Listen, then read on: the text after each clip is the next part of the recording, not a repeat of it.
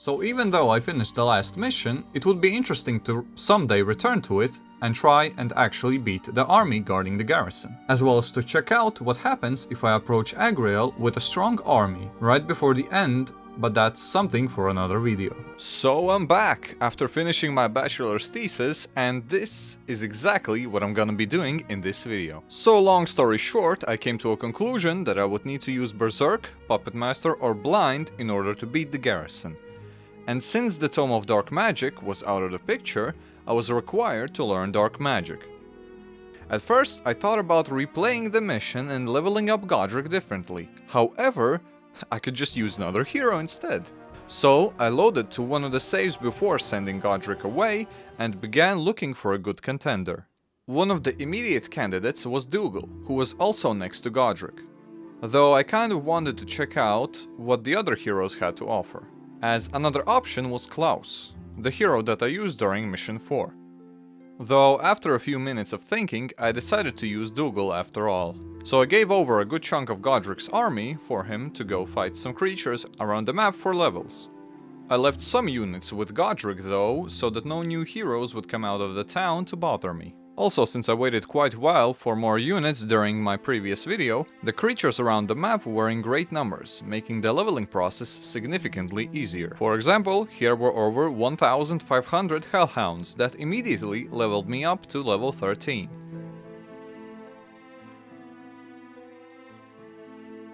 During which I already managed to get Dark Magic. After which there were 500 Blade Dancers that helped me reach level 15. During this, an Inferno hero approached my town. However, I do not have a big enough army with Isabel to frighten him away, so I had to prepare for an actual fight. After all that happened during the regular playthrough of this mission. Then I cleared some black dragons that put me up to level 18.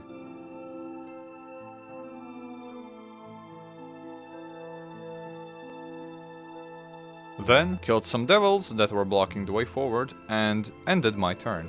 After which the enemy attacked my town.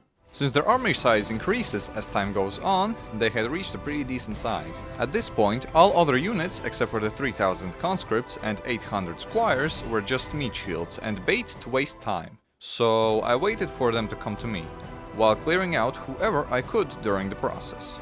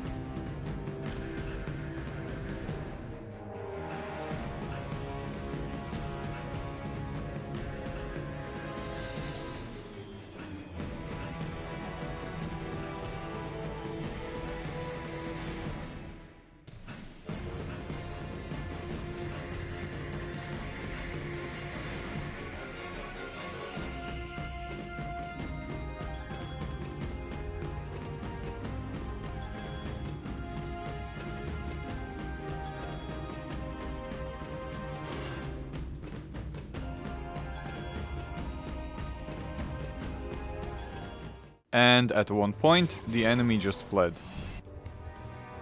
Anyhow, back to Dougal. So, there were assassins that I decided to skip due to obvious reasons, and more black dragons, which made me reach level 20. Then I went underground, where I cleared some blade dancers and war dancers.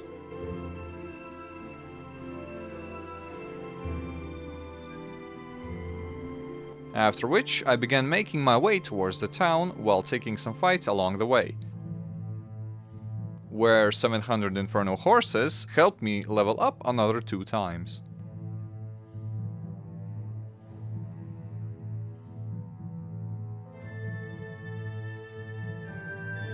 I made sure to grab some extra knowledge from the shrine next to my town. Then I had a fight against some vampires. And I finally reached my town, learning all the skills that I needed.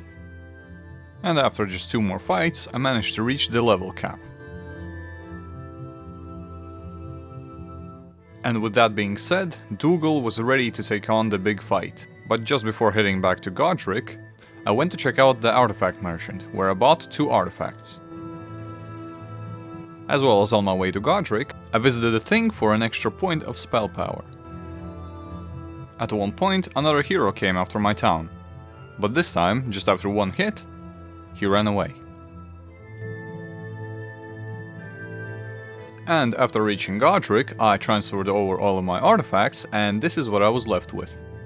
These were my stats, and this was my inventory filled with the best gear that I could find over the course of this mission. And for everyone who's interested in the specifics of these artifacts, here they are. Though again, as how I've mentioned in one of my previous videos, it's a real shame that vanilla Heroes of Might and Magic 5 doesn't have any artifact sets. Like for example this one. Like, just look at the bonuses. Oh well, I guess. And this was the army that I was gonna take with me to the big fight.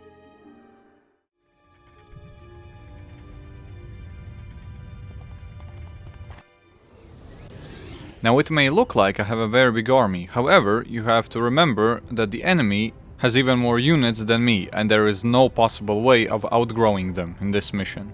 With that being said, each and every one of their hits is going to deal a significant amount of damage to any stack of my units. Because of this, correct positioning and targeting is key during this fight. Like for example, here I'm creating a 1 stack of paladins for the enemy to target, because I know for a fact that their nightmares are gonna go first and they can reach my side of the battlefield. Next up, the paladins got their move. However, it's a pretty interesting situation, because if I hit the nightmares here, any of their units that go afterwards get to hit my paladins. And because these paladins are one of my strongest stacks currently, I don't want to waste them just now. So instead, I decided to wait with them. Next up were my griffins, with whom I targeted the 7000 succubus mistresses by using their special ability. I already know that it deals a lot of damage, as well as no other unit of mine will get close enough to them. Next up were my Inquisitors, who really only have one single job right now: to take out the imps so that I don't have to lose all of my mana instantly before the battle even begins. In order to free up my Inquisitors and let them shoot, I killed a stack of Cerberus with my Archangels.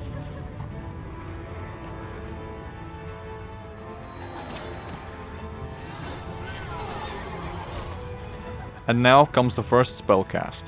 It honestly was a hard choice here between the Nightmares, Archdevils and Pitlords, though in the end I decided to use Puppet Master on the Nightmares since they have the highest initiative.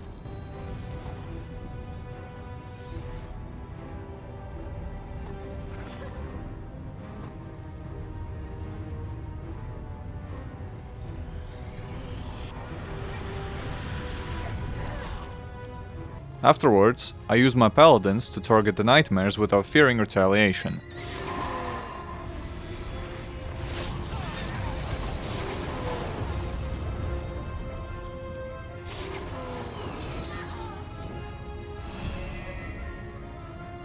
While I thought that the griffins would get hit by the archdevils, I soon realized that they would target the paladin stack instead, one-shotting it in the process. However, because of this, I got the chance to use the Griffin's ability yet again, to target the Succubus Mistresses. After which, I sent my Archangels forward to target the regular Succubus stack, while also blocking the other ones from shooting. Next up were the Nightmares, that I now controlled. I used them to attack the Archdevil stack, also blocking it from reaching my ranged units. After this, my hero got his second turn. Now it was a choice between doing something with the Pit Lords or the Archdevils. I decided to frenzy the Archdevils here, as they were the only ones that would benefit me from the spell, since the Pit Lords would just go after my angels.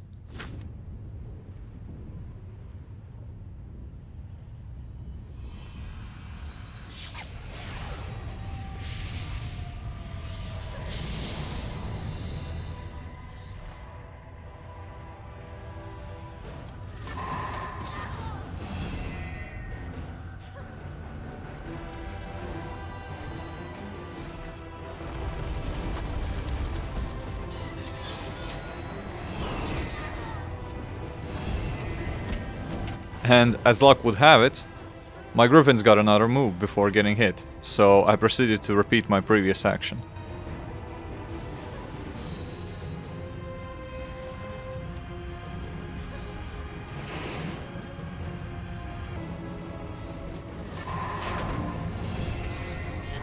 So right now the most dangerous stack in my eyes was the Archdevil stack, because even with the Frenzy spell still being active, they would definitely target my units, so I had to use Puppet Master here.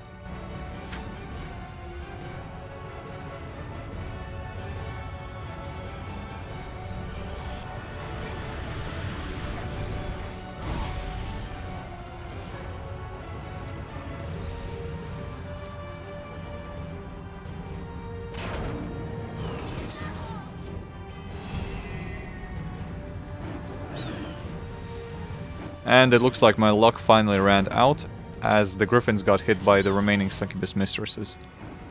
So this is a very good spot that I'm in.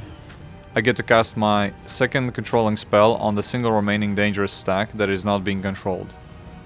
And since the Pit Lords will target and one-shot the Succubus Mistresses, I sent my Griffins to strike the Archdevils.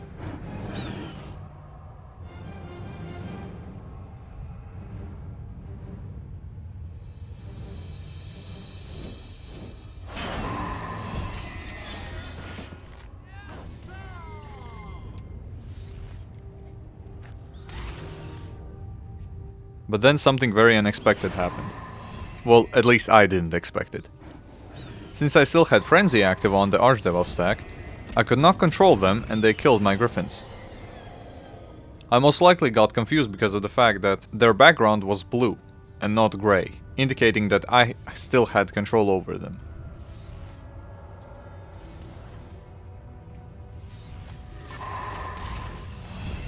Not long after that, my hero got another turn.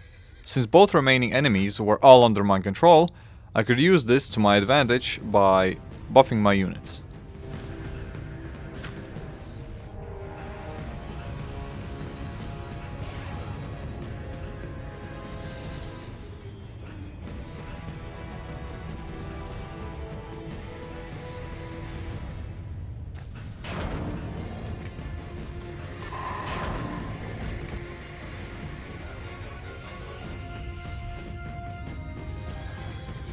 But when the next turn came, both the spells were off, meaning that I had to choose one stack again, and the only choice here was the Archdevil stack, as they could reach me.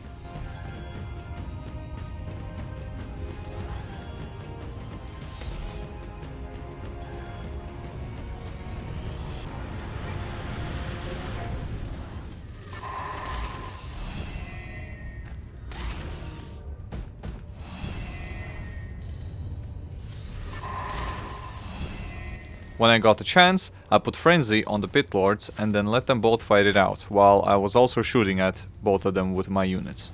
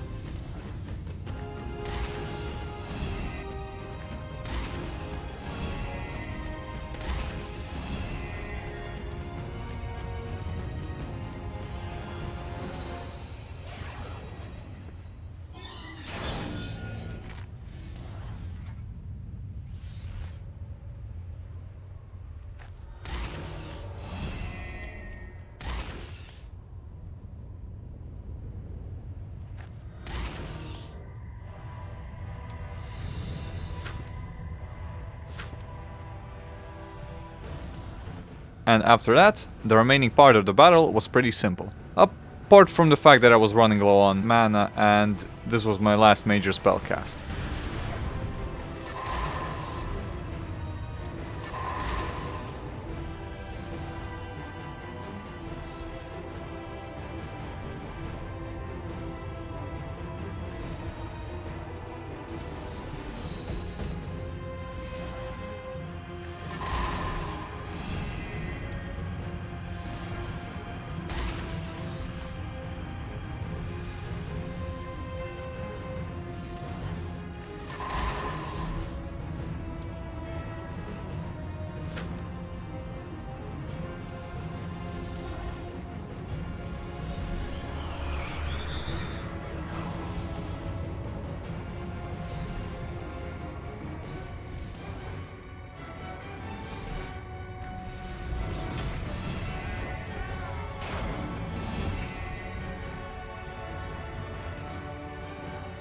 But thankfully, that was enough.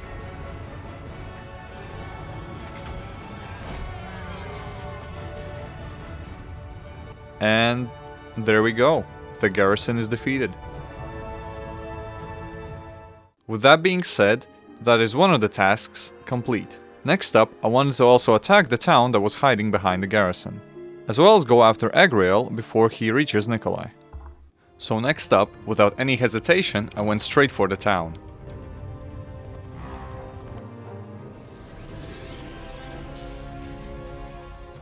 And in comparison to the garrison fight that I just took, this is really nothing. Oh, and of course I had no mana for this fight, but whatever. I honestly did not really try to optimize this fight in any way, so I just sat there and killed the enemy stacks as they got near me.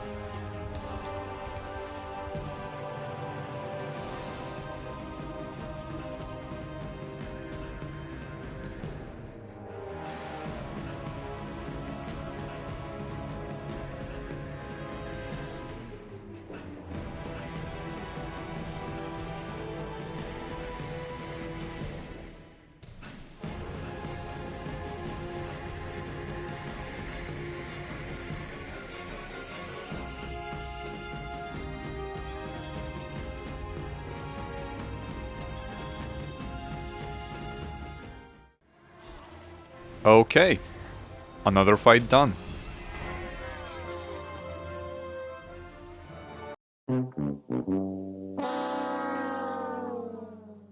The town was, of course, fully built and looks like it is just usable afterwards.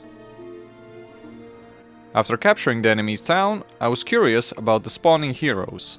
Would they stop coming after me?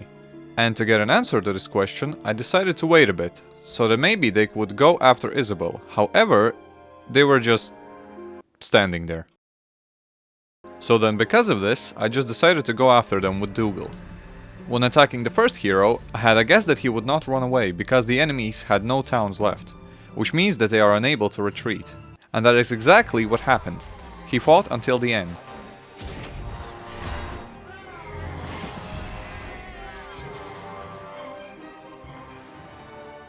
The same could also be said for the second hero.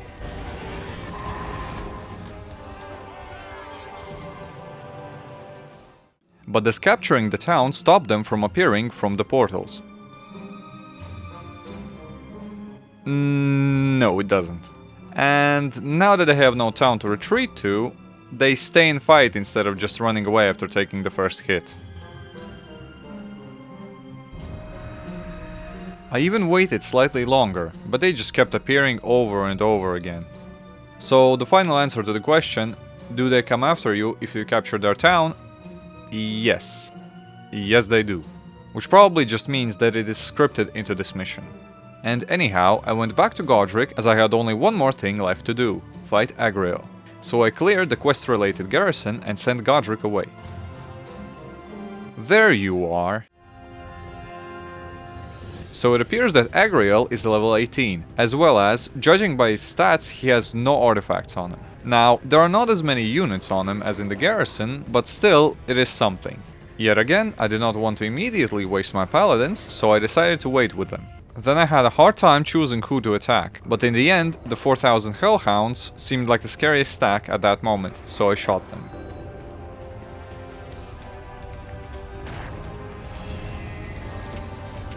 After which, I sent my Archangels to block the enemies from reaching my Inquisitors. Then finally came my first spellcast.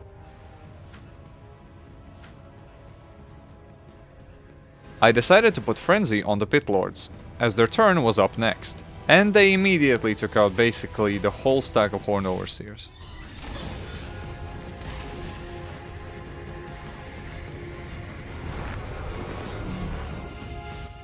Okay, what? I did not like the succubus mistresses shooting at me, so I took off the retaliation with my marksmen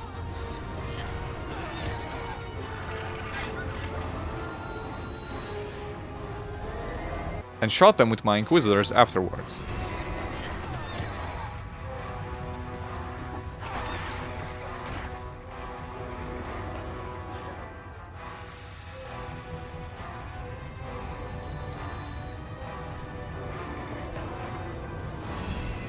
Then the Archdevils, of course, instantly took out my Angels.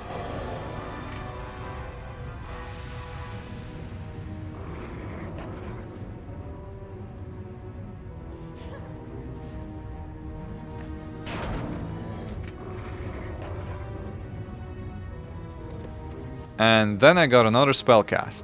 Since both the Archdevils and Hellhounds were about to move back to back, I put Frenzy on the Archdevils so that they would hit the Hellhounds.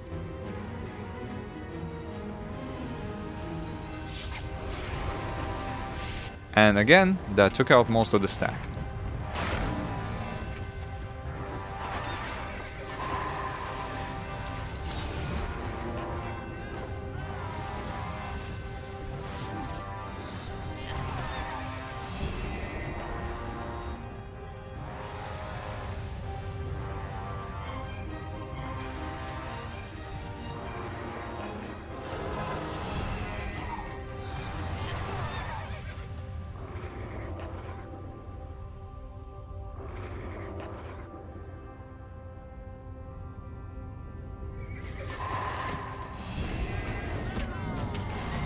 So then I was left with the last 3 enemy stacks. And luckily enough, while taking a shot at the succubi, I got luck and took out the whole stack with one shot. After which I casted Puppet Master on the Archdevils.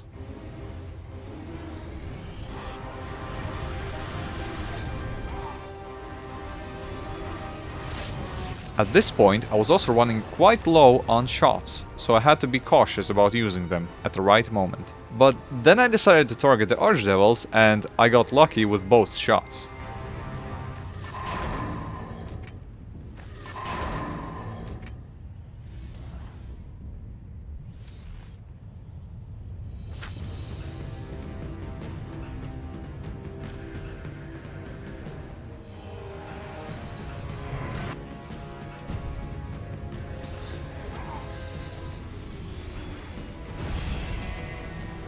And after that, my last shot went to the Pit Lords, since the Archdevils were low enough.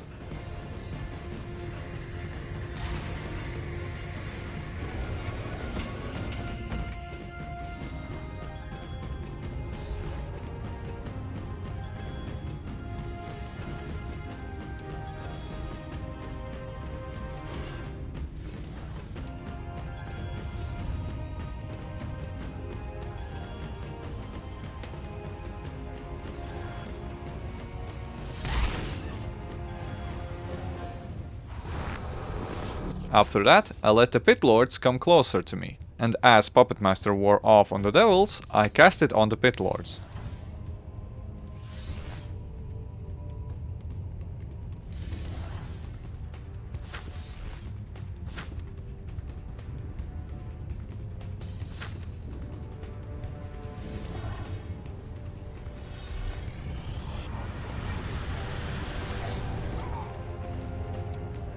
Though after that, the Archdevils did not really go the way that I expected them to go, so I had to kite towards the Pit Lords. And since I got morale, I took advantage of the no retaliation from Puppet Master and hit the Pit Lords.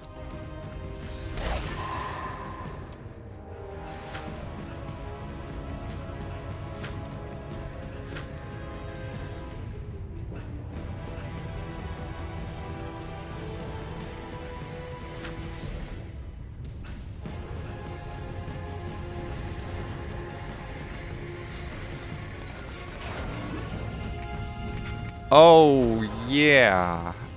I forgot that they can do that.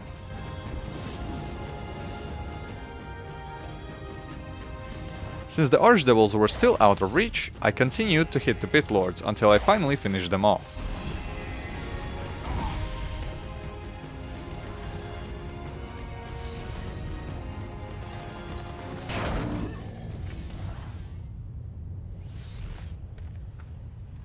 And since I did not need to kill the summoned Pit Lords to win the fight, I finished the battle by killing off the remaining Archdevils.